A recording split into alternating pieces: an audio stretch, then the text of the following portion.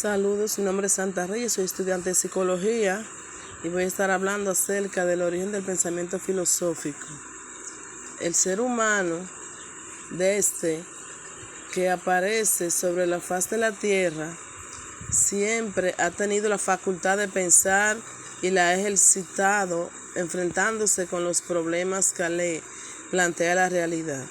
La filosofía es una necesidad para la mente humana, ya que para vivir el ser humano tiene que actuar. Para poder actuar tiene que tomar decisiones. Para tomar decisiones tiene que definir una serie de valores. Para definir esa serie de valores tiene que saber lo que es y dónde está. Es decir, tiene que conocer su propia naturaleza y la naturaleza del mundo en el que actúa. Por lo tanto, necesita de la filosofía para alcanzar sus objetivos. Escuelas de pensamiento filosófico.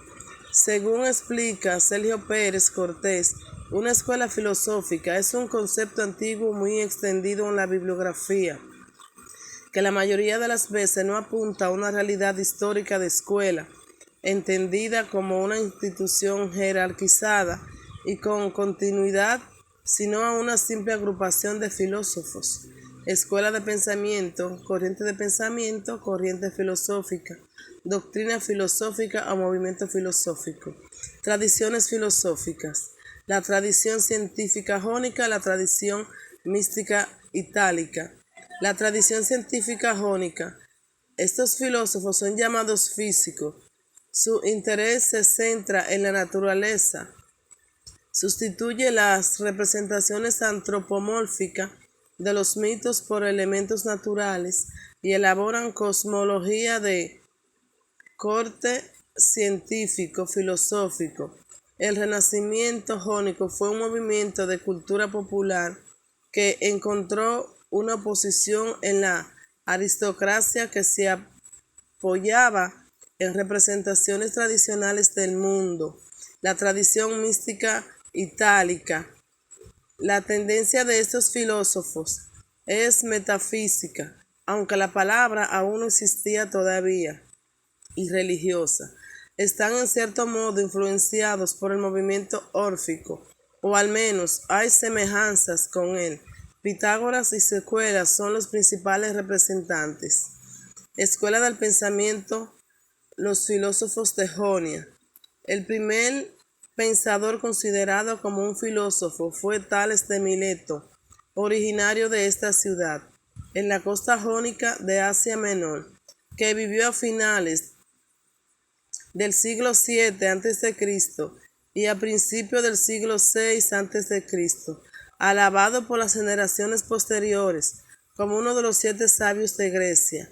Se interesó por los fenómenos astronómicos, físicos y meteorológicos, y sus investigaciones científicas le llevaron a pensar que todos los fenómenos naturales son formas diferentes de una sustancia fundamental. Tales de Mileto, hombre inquieto y viajero, sabio de Grecia, fue matemático, astrónomo y político. Fama de sabio distraído, considerado por Aristóteles como el primero de los físicos. Se sabe poco sobre su pensamiento filosófico, que la tierra descansa sobre el agua y que el agua es el principio de todas las cosas, y que todas las cosas están llenas de dioses. Si se hace una interpretación, Aristóteles se dicta que partes dales es el principio de todos. Esto significaría que todas las cosas se componen de agua. Anaximandro de Mileto.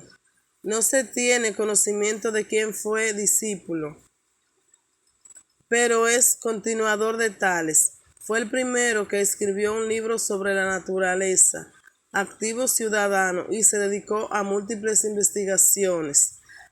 Entre estas se encuentra el mapa terrestre, trabajos para determinar la distancia y tamaño de las estrellas, así como la afirmación de que la Tierra es esférica y ocupa el centro del mundo.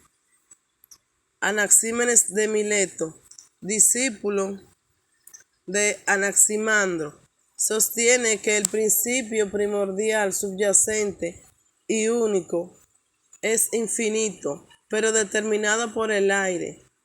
Teofrasto escribió lo siguiente de Anaxímenes: el aire se diferencia en distintas sustancias en virtud de la rarefacción y la condensación. Heráclito de Efesio. Se sabe muy poco de su vida. Pertenecía a una familia aristocrática de Egipto, de Efeso, lo cual explicaría quizás su desprecio por la sabiduría popular y las opiniones de los seres humanos. Los filósofos de Italia meridional, Pitágoras y los pitagóricos, Parménides y la escuela de Elea. Pitágoras y los pitagóricos, filósofo matemático griego cuyas doctrinas influyeron mucho en Platón, nacido en la isla de Samos. Pitágoras fue instruido en las enseñanzas de los primeros filósofos jonios, tales de Mileto, Anaximandro y Anaxímenes. Se dice que Pitágoras había sido condenado a exiliarse de Samos por su aversión a la tiranía de Polícrates. La filosofía de Pitágoras se conoce solo a través de la obra de sus discípulos y son doctrinas básicas. Los pitagóricos asumieron ciertos misterios similares en muchos puntos a los enigmas del orfismo. Aconsejaban la obediencia y el silencio, la abstinencia de consumir ciertos alimentos, la sencillez en el vestir, en las posesiones y el hábito de autoanálisis. 2. Teoría de los números.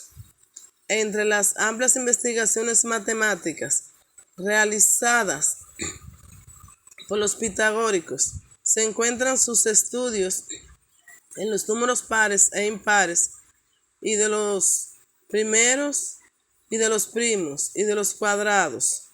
Astronomía. La astronomía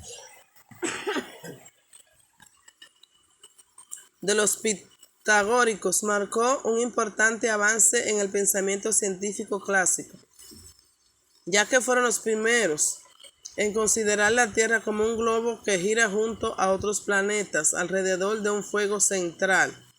Parménides y la escuela de Elea, filósofo griego considerado por muchos eruditos como el miembro más importante de la escuela eleástica. En esa reflexión aboga por la existencia del ser absoluto, cuya existencia Parménides declaraba resultar inconcebible, pero cuya naturaleza admitía ser también inconcebible, ya que el ser absoluto está disociado de toda limitación bajo la cual piensa el ser humano. Parménides mantenía que los fenómenos de la naturaleza no son sólo aparentes y debidos en esta esencia el error humano. Parecen existir, pero no tienen entidad real. Mantenía también que la realidad del ser verdadero no es conocida por los sentidos, sino que sólo se puede encontrar en la razón. Esta creencia la convirtió en un precursor del idealismo de Platón. Muchas gracias.